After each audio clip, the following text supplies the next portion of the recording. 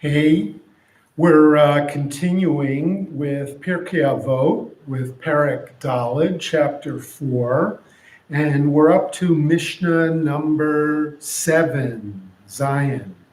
So we pick it up with Rabbi Tzadok, and we're told that Rabbi Tzadok Omer, Al ta'asem, do not make them, or do not make the Torah an atara, a crown, lehit gadel bahem, in which, through which, by which you will make yourself greater. Velo kardon lachpor bahem, nor should you make the Torah into a spade or a shovel, lachpor bahem, to use it to dig. An interesting thing, Torah is considered so special, so sacred, so holy, that we're not allowed to use it for some other purpose. The Torah is the thing that we focus on, not to use it to focus on something else. What would we be using the Torah to focus on something else? Ourselves. And to cheapen Torah, by which we aggrandize ourselves, right? So the use of these two objects are interesting. On the one hand, we have the crown, and then on the other hand, we have the spade or the shovel. And I can't imagine that these two things were chosen just randomly, that there's something that are it's the A and the Z, the alpha and the omega, two opposites which brought together really encompass everything. So first, what is it about the crown? The crown is up, it's high, it's on top of us. What is it about the shovel or the spade? It's down, it digs down into the dirt. What is it about the crown? The crown signifies majesty, glory, power, right? What is it about the shovel? It really signifies blue collar, dirt in your fingernails, hard work, whereas the crown simply commands, right? The shovel has to dig, and that's very, very hard. So we see these opposites here, and the idea, again, the crown, something of great prestige, the shovel, something that's very material, something that's very physical. It seems that we've got this warning from the rabbis to other rabbis. Whatever you do, make sure you're not using the Torah.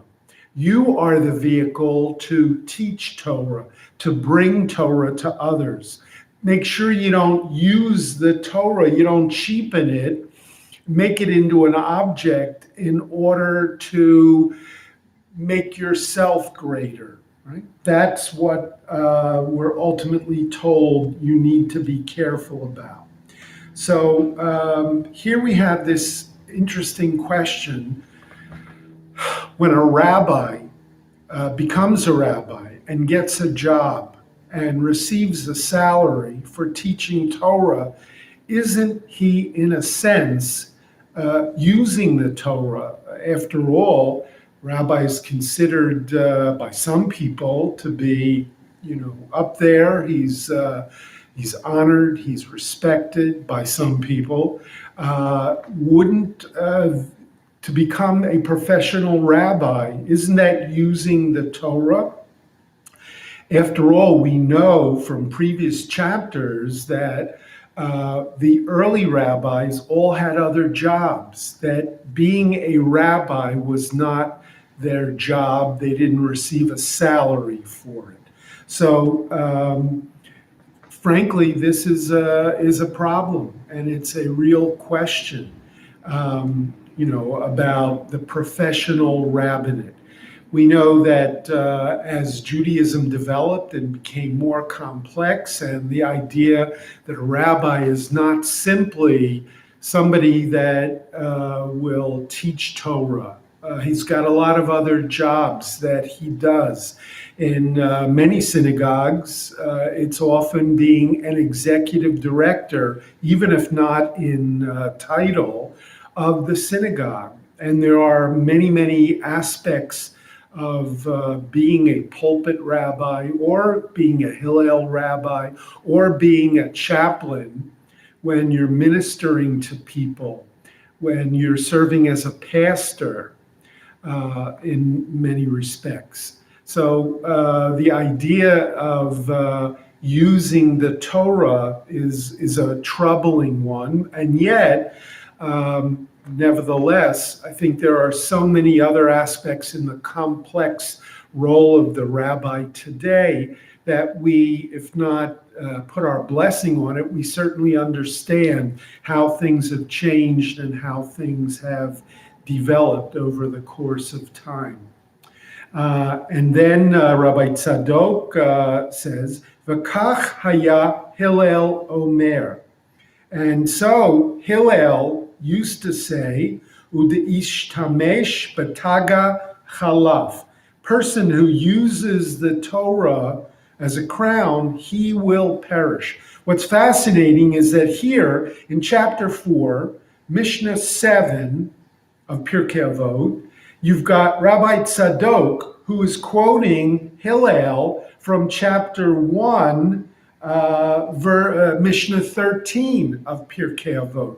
Clearly, that was not Rabbi Tzadok. He didn't know he was going to be in a book, and he didn't know he was quoting from an earlier passage in the book. But the editor felt that what Rabbi Tzadok said was so important, he wanted to include it, even though what his Rabbi Tzadok's quote is already in the same book. So we have that fascinating irony here.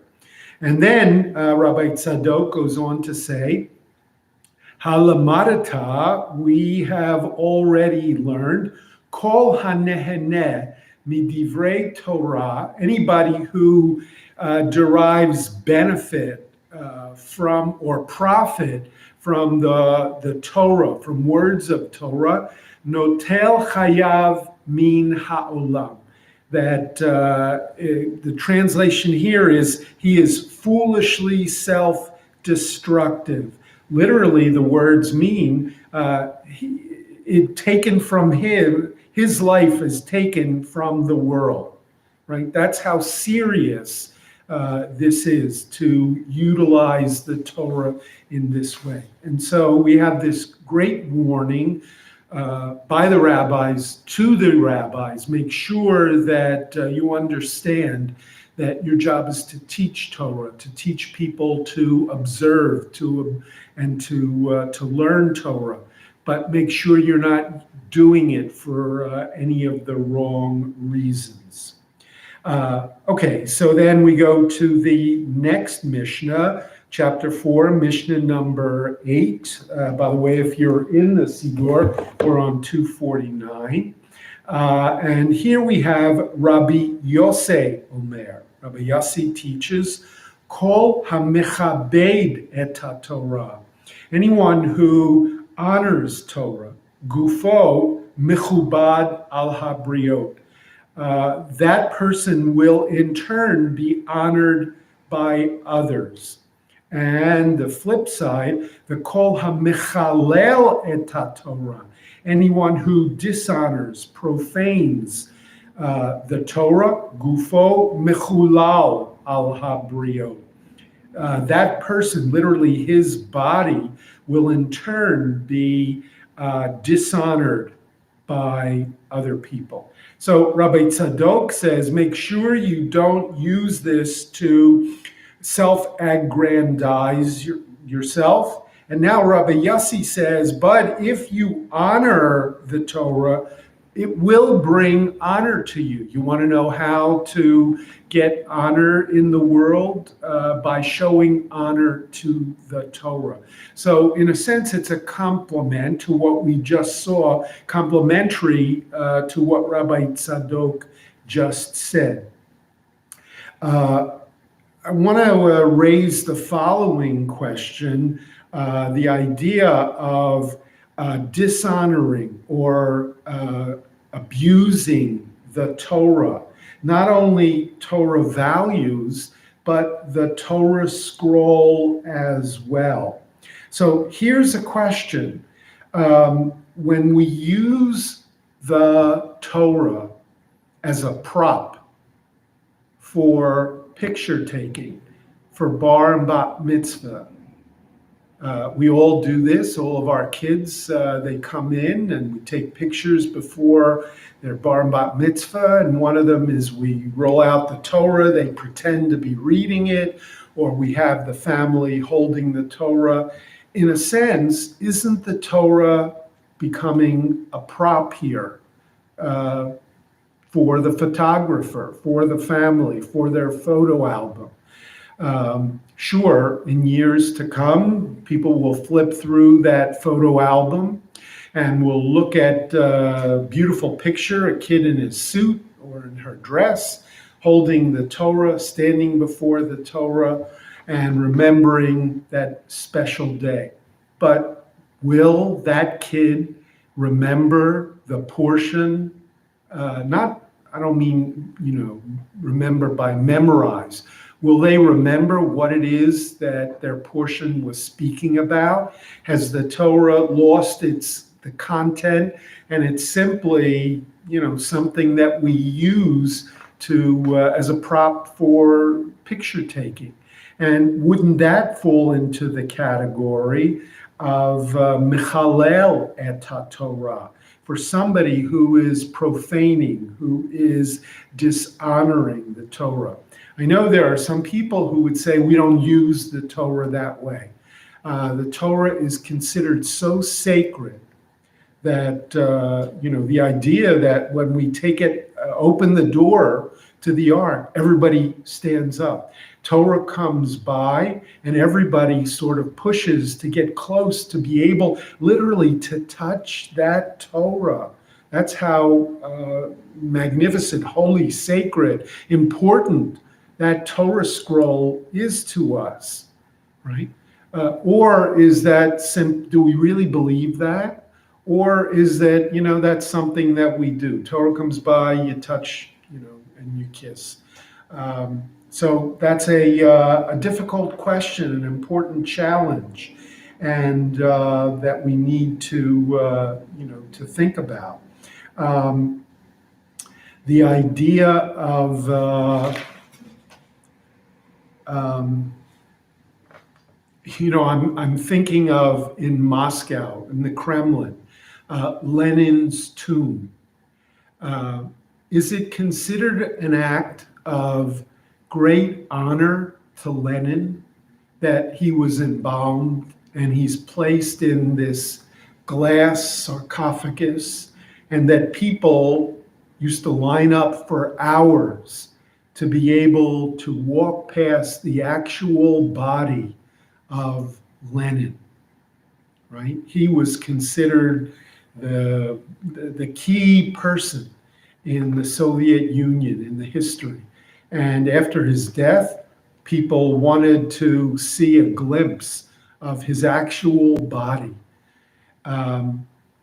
Or is that really an act of terrible disrespect, and better that we should have put the guy into his grave? You may be aware that over the course of the 50, 60, 70 years of the Soviet Union, after the death of Lenin, that the body, there were all sorts of issues, and they had to keep bringing the body out and trying to use wax to recreate the nose, which might have disintegrated, or to try to make sure that the color was more lifelike and not decaying or green or black or something terrible. And by trying to honor Lenin, were they really dishonoring Lenin? And there were people who would say, by trying to honor the Torah the way that we do, maybe we're dishonoring it. Torah is something that you study, and that when you come up and you're called to an aliyah, this is something that people are going to pay hundreds of dollars in some shuls for that opportunity to come up and stand in front of the Torah, and for people to be able to touch, with their talis, to touch that Torah scroll. And, others would say, we're going too far in saying that you're not allowed to take a picture using the Torah. So it's a fascinating dilemma and an issue and a problem that we need to keep in mind as we deal with the Torah. So we go to Mishnah Tet. Rabbi Yishmael Beno. Rabbi Yishmael, the son of the previous guy, Rabbi Yossi, Omer, HaChosech Atzmo Min Hadin, a person who shuns the office of judge. What is that a good or a bad thing? Porek Mimenu, they literally take off of his shoulders Ava, hatred, V'gazel, and theft, and Shvuat Shav, and perjury, literally vain or false oaths. V'hagas libo behora'ah, one who treats the judicial process lightly is a shoteh, an idiot, rasha, he's wicked, he's evil, v'gas ruach, and he is arrogant. So the question we need to remember is about what roles does the rabbi play? And besides being a teacher, one of the things that the rabbi used to be was a judge. We live in our country, virtually every issue that will come up, if you have a legal issue, you go to civil authorities. Although in the ultra-Orthodox community, they will still go to their rabbi before they will go to civil law, civil courts. And so the rabbi often had to serve as a judge. And being a judge is a pretty good thing. We have several judges in our own congregation. And to get the robe, to sit up on the bench, to have the gavel, to have the bailiff who tells people to rise every time you walk in. These are things of great honor. One might think, to be a judge is a pretty good thing. But we're also being reminded here by Rabbi Yishmael that if you take on that aspect of being a judge, eventually you're going to have to rule against people. If you rule against people, they're going to hate your guts. And, not only are they going to hate you, but if you make a wrong decision, two people are arguing, this belongs to me, no, this belongs to me, no, he owes me this, no, he owes me that, and you make a decision and you make a mistake, then you know what? You're ultimately responsible for theft, for stealing this man's property and giving it to somebody to whom it doesn't belong. And it's also possible that in the courtroom that, when you say, do you swear to tell the truth, the whole truth? In a sense, you're becoming part of the lies and the perjury that go on. So could it possibly be that Rabbi Yishmael is saying, don't ever become a judge? If you don't have judges, then we don't have justice. That can't be it. There's got to be something more. maybe what he's saying is when you go into this role, do it with your eyes open. Understand that people are going to hate you. You know, if you've got two people who are arguing and or opposite sides of the case, and you rule in favor of one, the other side isn't going to love you. That's part of the job. That's part of the difficulty of being a judge, right? So if you're going to do this, understand what's involved and understand that how critical it is that you make the right decision. Sometimes it's out of our hands, but you have to go the extra mile to make sure that you're doing the right thing so that you don't, in a sense, steal from one person and give to somebody to whom it doesn't belong. What's fascinating is that, again, today it's very rare that the rabbi will serve in the role of a judge. Certainly he doesn't when we're dealing with issues of civil law. But there are times when, like in a Beit Din, in a court, a tribunal, where in the Jewish community, where sometimes we go to the rabbi to try to adjudicate differences of opinion that people may have.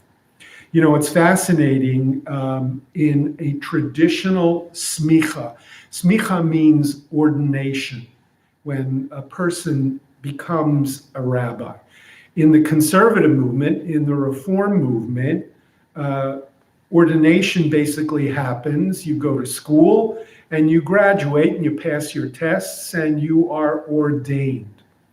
In the Orthodox community, even, you know, the modern Orthodox community, you do go to school, you do have to take tests, but ultimately you receive smicha, ordination. Smicha literally means laying on hands, because originally your teacher, your master, would place his hands on your shoulders, on your head, and would, in a sense, transfer from his authority onto his students' shoulders. So that's the way it would still go in an Orthodox smicha. So at YU or at any of the ultra-Orthodox yeshivas, they always speak about smicha, whereas in conservative or reform seminaries, they would talk about the idea of being ordained a rabbi.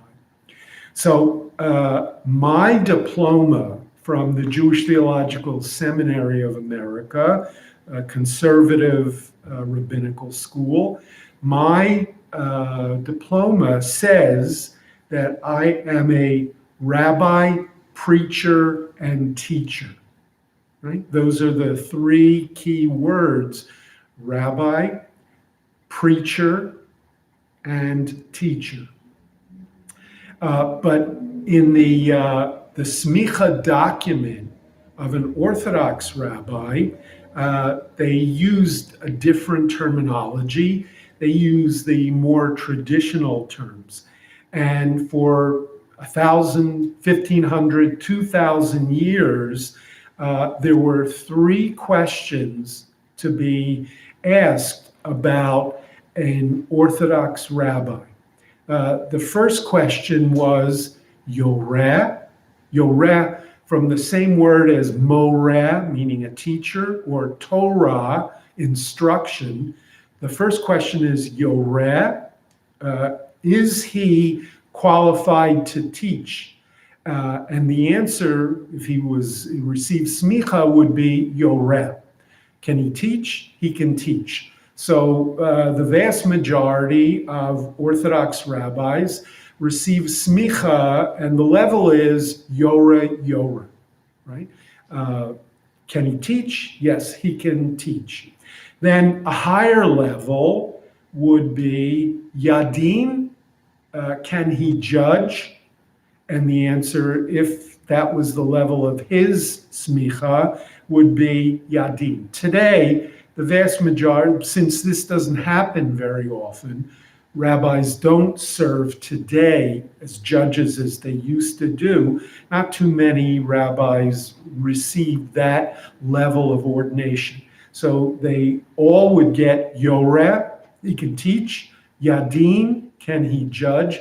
There used to be a third level of ordination, of smicha in the Orthodox world, and that would be called Yatir. Can he permit? And this was referring to blemishes in firstborn animals of the flock, whether or not, if the animal had a certain kind of blemish, whether the animal could still be offered as a firstborn to the temple. Well, clearly, once the temple was no longer in existence, animals were no longer brought. This third level of of the authority of a Orthodox rabbi wasn't around anymore. But the three levels were Yoreh, can he teach? Yadin, he can adjudicate. And the third one, Yatir, he can permit, blemishes, animals with blemishes. So most Orthodox rabbis today, Yoreh, some people who study and who have learned the laws, even though they may or may not have the ability to utilize them, that second level would be Yadin, Yoreh Yadin. Okay, so that's different from the ordination that a conservative or a reform rabbi would have.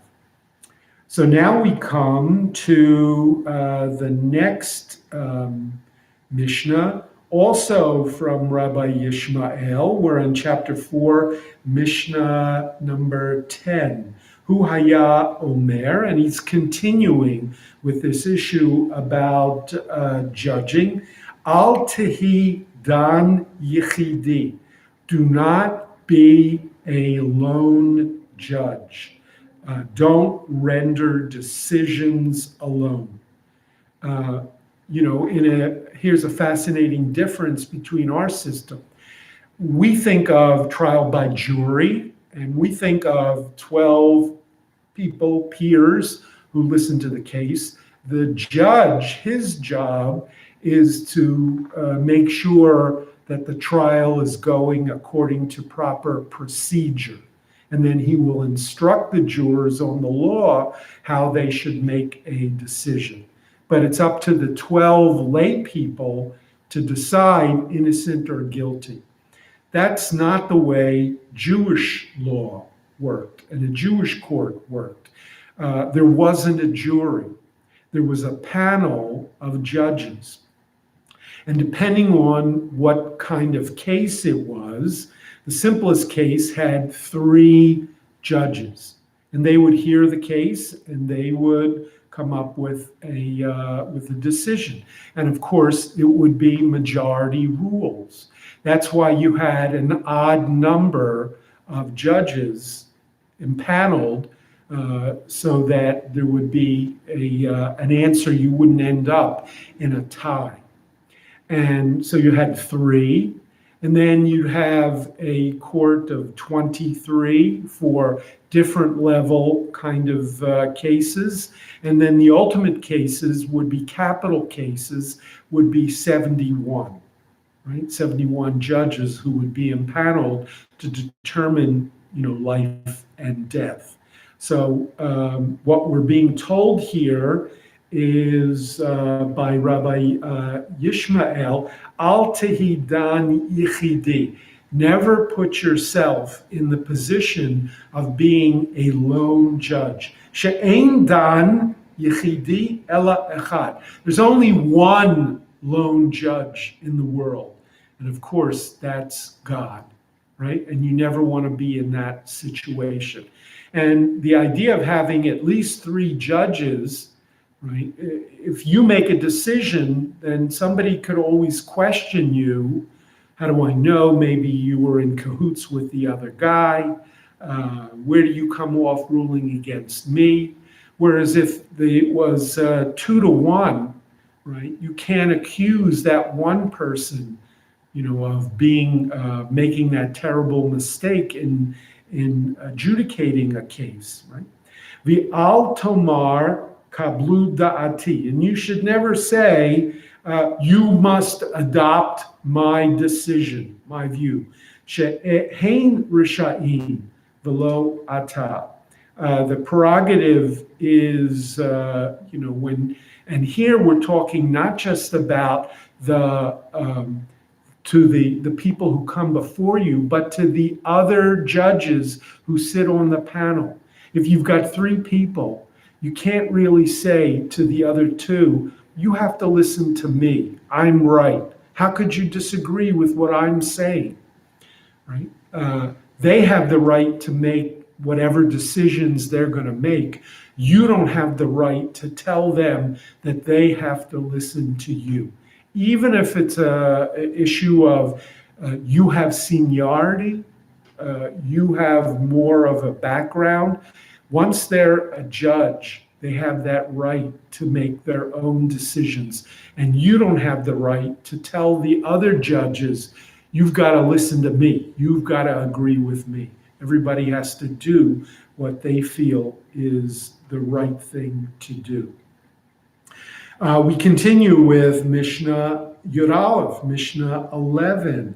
Rabbi Yonatan Omer, Rabbi Yonatan says, Kol hamekayem et haTorah me'oni. Everyone who fulfills the words of the Torah out of poverty, sofo, in the end, lekayema, you will be able to fulfill the Torah me'osher, from wealth, from riches. V'chol hamivatel et haTorah. Anyone who neglects, puts off, postpones, puts aside the Torah, me'osher, because of wealth, sofo levatla. In the end, you will ultimately neglect it because of poverty. Translation in our Siddur is, whoever, when poor, fulfills the obligation to study Torah will someday be wealthy and will continue to study. But whoever, having wealth, neglects to study Torah will eventually be poor and will still neglect to study. Now, we could discuss whether wealth here is meant in the material sense or in some kind of a spiritual sense. But here's an interesting question that often comes up, sometimes subconsciously, sometimes it's actually explained, right? How much does it cost to follow the Torah? Or we might say, how much do you have to spend in order to be observant, to be traditional? So think about the issues, right? For instance, let's start with kosher food. A lot of people will say, what's the difference between this steak and that steak, between this chicken and that chicken? And yet, look at the difference in price between kosher meat and between non-kosher meat. It's the same animal in a sense. Okay, yes, you need different kind of people under different circumstances to slaughter the animal. A kosher animal may require more other people who are involved in the process, the kashrut inspectors. But is the difference in cost in food, in kosher food, really justified? Or are the OU and the other mashgichim, the other kosher supervisors, are they ultimately exercising their monopoly in order to gouge the customer? Well, if you live in a wealthy area and you're doing okay, so you want to support the OU and you want to support the kosher slaughterer, that's a lovely act of tzedakah. What happens to all the poor people in Brooklyn who've got a lot of kids and who may not be able to afford kosher food? What do we do there? All right. How much are we supposed to spend in order to maintain keeping kosher?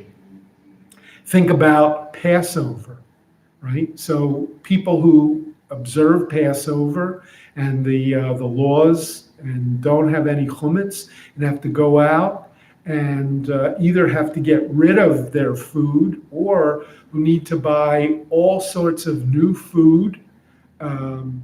It's an incredible amount of money for the course of 8 days. Do we really have to spend it, especially if people are poor? Or how about building a sukkah? It's a mitzvah to build a sukkah. To get even a prefabricated sukkah, we're talking about hundreds of dollars, and you use it for basically a week. And then what about a lulav and an etrog? You're talking about getting a palm frond and branches from a willow and from a myrtle, and then this citron, the etrog, which serves no other purpose other than the ritual purpose. We currently, last year, the price for us for a lulav and an etrog was $50. There are people who will spend $1,000 getting what they consider the perfect etrog and a magnificent lulav. Right? And yeah, you could go an hour or two before Sukkah starts, and you can handle, on the street.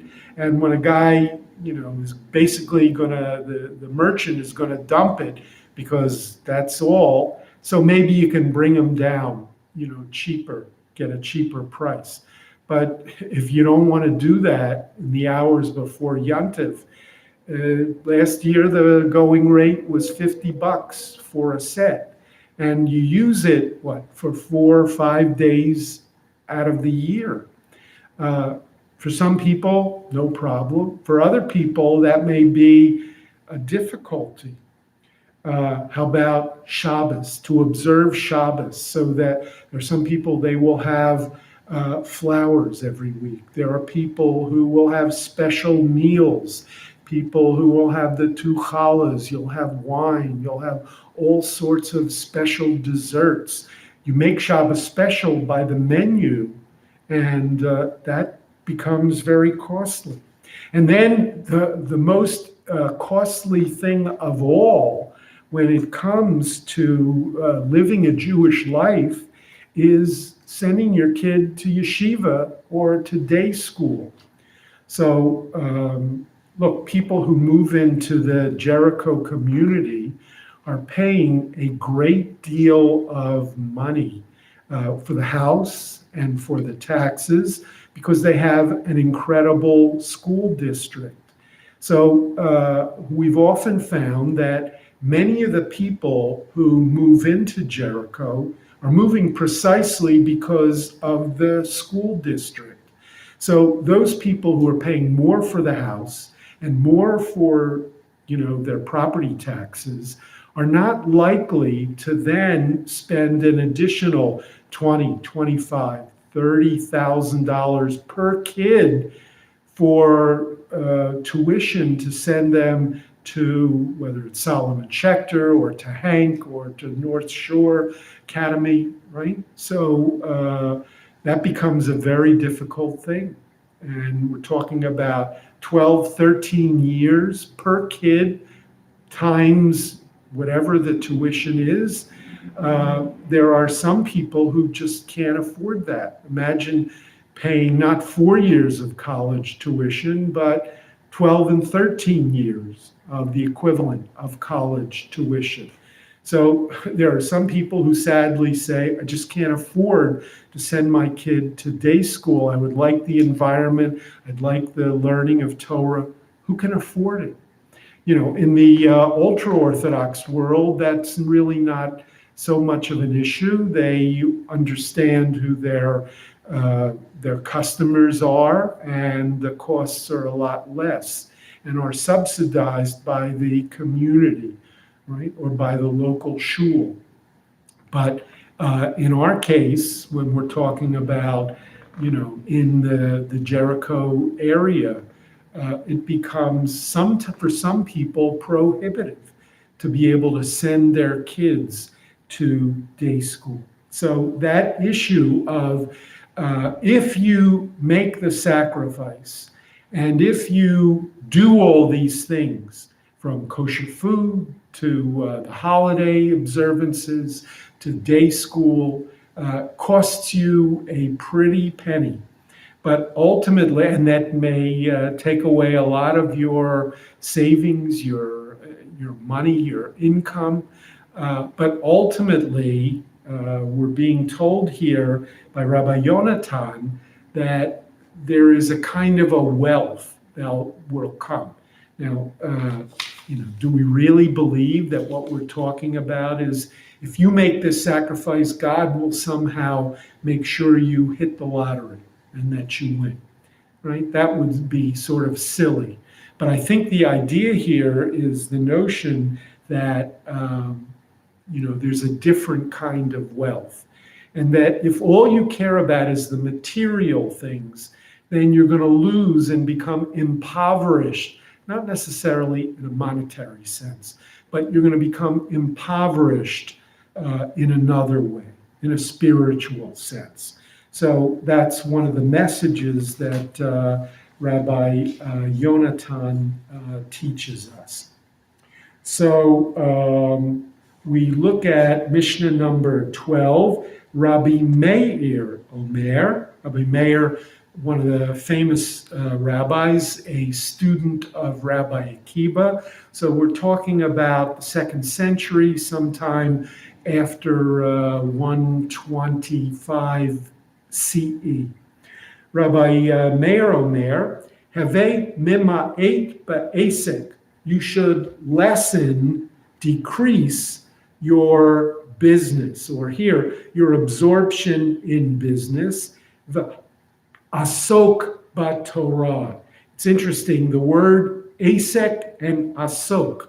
Asek here means business in the sense of going to work, making a living, but the word asok means to busy yourself. So in a sense, he's using two forms of the same word, or maybe even he's making a pun. Less business and more busying yourself with Torah. V'havei shafal ruach b'fnei chol adam.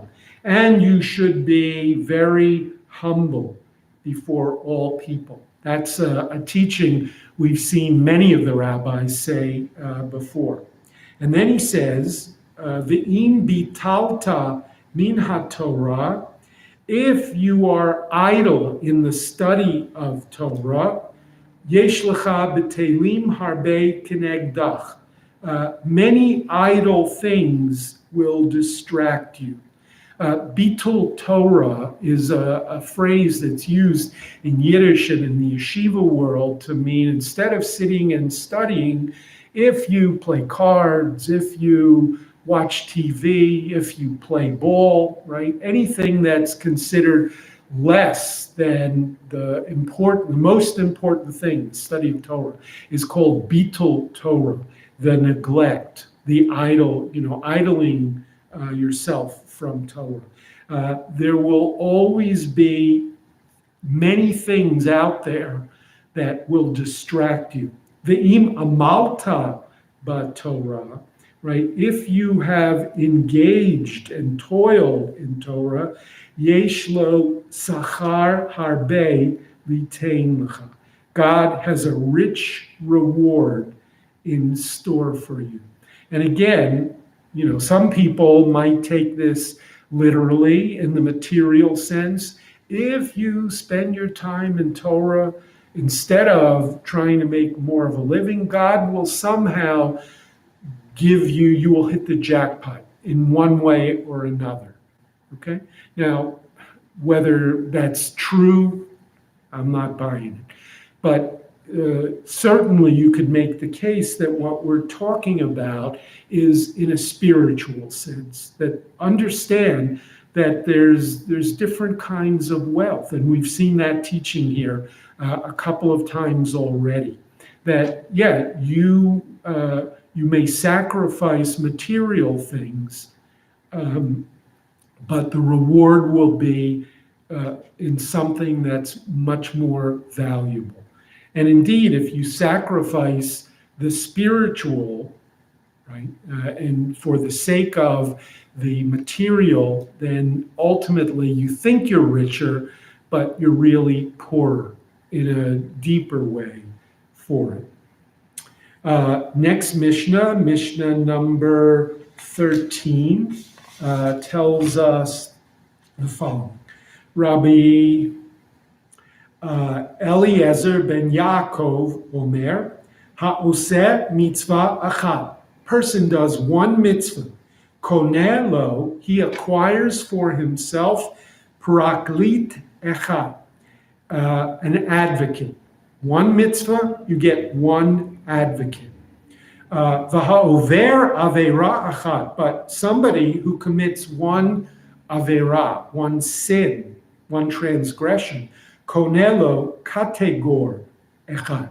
You acquire an accuser or a prosecuting attorney against you.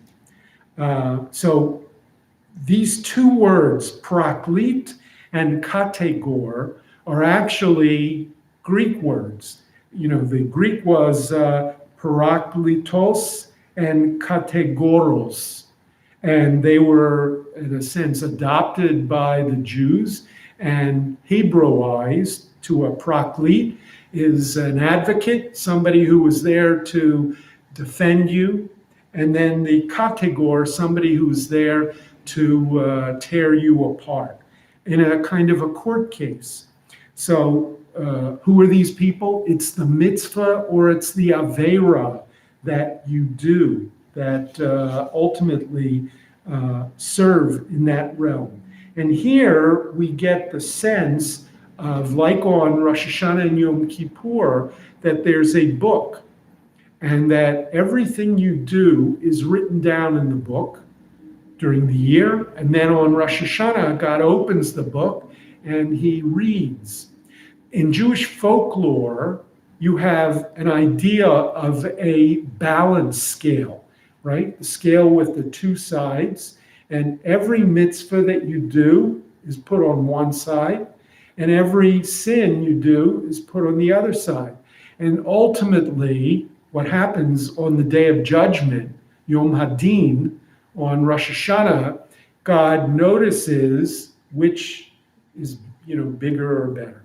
Now, if it turns out that the sins outweigh the mitzvahs, then ultimately you have 10 days to try to make it up, right? It's almost like a do-over. You get this period of 10 days in which, if you do as many mitzvot during the Aseret Yemei Teshuvah, the 10 days of repentance, then you could possibly tip the scale in your favor the other way. What we're told is that, God checks, and if you're this way, you're considered a tzaddik. If it's this way, you're considered a rasha. And if it's this way, Maimonides in the Mishnah Torah says, then you're Benoni, and that God will wait and will see which way, what are you going to do? And you have this incredible idea that the very next act that you do, right, might tip the scale this way or that way and mean life or death. And then Maimonides makes this incredible statement. He says, what applies to people also applies to the whole world. In other words, God judges not only individuals on Rosh Hashanah and every deed, good or bad, but God judges the world. And just as an individual could be a tzaddik or a rasha or Benoni, so too the world could be in that situation. And the idea is that we should go into Rosh Hashanah with the notion that not only are we judgment for us on the line, and the very next act that we do determines whether we get a year of life or not, but that the world, the very world, is there in that same precarious situation. And the very next thing that you do could determine not only your fate for the world, but the fate for the world as well. Right? So the power of a single mitzvah to tip the balance one way or the other. I just wanted to end with, there's a wonderful story by the Yiddish writer Yitzhak Leib Peretz, and it's called Three Gifts, and it's worth finding. It's just such a magnificent, touching, beautiful story. And the story basically goes like this, that there was a Jew and he was being judged and in heaven, and it turned out that his scale was exactly even. And they couldn't let him into heaven. He wasn't a tzaddik. They couldn't send him to hell, right? Because he wasn't a Russian. So what did they do? They ultimately said, okay, here's what you need to do. Go back to Earth as a soul. Go back to Earth and find some gifts and bring us gifts, not bribes, but bring us something that's going to touch our hearts up here, we judges in heaven, we angels, that's going to tip the scale in your favor. So the soul doesn't know what to look for, and he goes back down, and the soul is wandering for a long period of time, trying to find this magnificent gift and to bring and to make the angels ultimately decide to let him in. And what in Peretz's story, remember Peretz is writing the end of the 1800s from Poland, from Russia, a very difficult time for the Jews. So one gift that the angel finds is that it's sometime maybe in the Spanish Inquisition period, and there's a Jewish girl who is going to be executed for maintaining her connection to the Jewish people. And how are they going to kill her?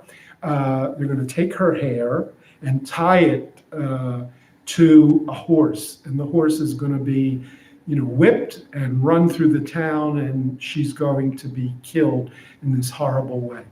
And she asks someone, she says, I have one request.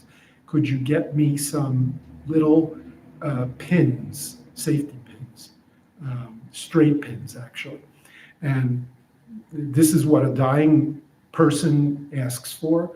And what does she do? She ultimately, realizing the way that she's going to be executed, that her dress will ultimately be pulled up and her body will be exposed.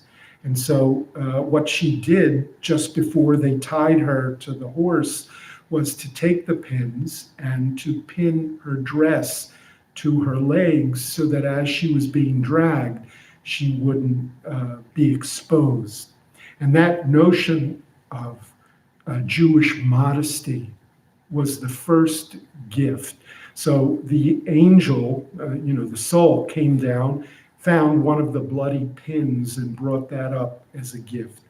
Second one is there was a Jew being forced somewhere to run a gauntlet, and two lines of people, and the Jew had to run down the middle, and the people on either side of the gauntlet would beat him and hit him hard. So he runs through, he almost makes it, somebody takes a high swipe, and his yarmulke gets knocked off behind him. And instead of just running without his yarmulke, he turns back to get it because he was so pious, he wouldn't walk even 4 steps without his head being covered. And going back and bending down to pick up the yarmulke, he was beaten. And ultimately, the soul found the little button on top of the yarmulke and brought that as the second gift to show the devotion of a Jew, despite all the beatings that he would take, not to walk around with head uncovered. And the final one is robbers come into a house and say, "Give us all your money." And there's a poor man. He said, "I don't have anything." And they say, "What do you mean you don't have anything? Give us or we'll kill you." And he says, I don't have anything that you'd be interested in. And they say, "Well, we don't believe you. We're going to check everywhere." They start going through all of his drawers and closets, throwing things all over. They don't find anything. Finally, they see that the man is sort of like backing up, trying to hide behind him, one drawer. And the robbers say, "Aha, you're hiding something. There it is. Give it." And he says, "No, what's in there, please, you can't take that. You can't have it." And they shoot him and he falls. They pull out the drawer to see what possibly he was willing to give his life for. And what do they find? There was a bag of earth from the land of Israel, which he intended, he had spent his money on so that when he died somewhere in Russia, he'd be able to be buried with a bag of Israeli earth under his head. And so the soul picks up this third gift, the bloodied dirt, and brings it to heaven. Well, when the angels in heaven see the 3 gifts, the pins, the yarmulke, the bloody dirt, they say to the soul, "These are indeed wonderful gifts," and the gates of heaven were opened. The parrot story called 3 Gifts. Check it out. It's really beautiful. We'll pick it up here next week.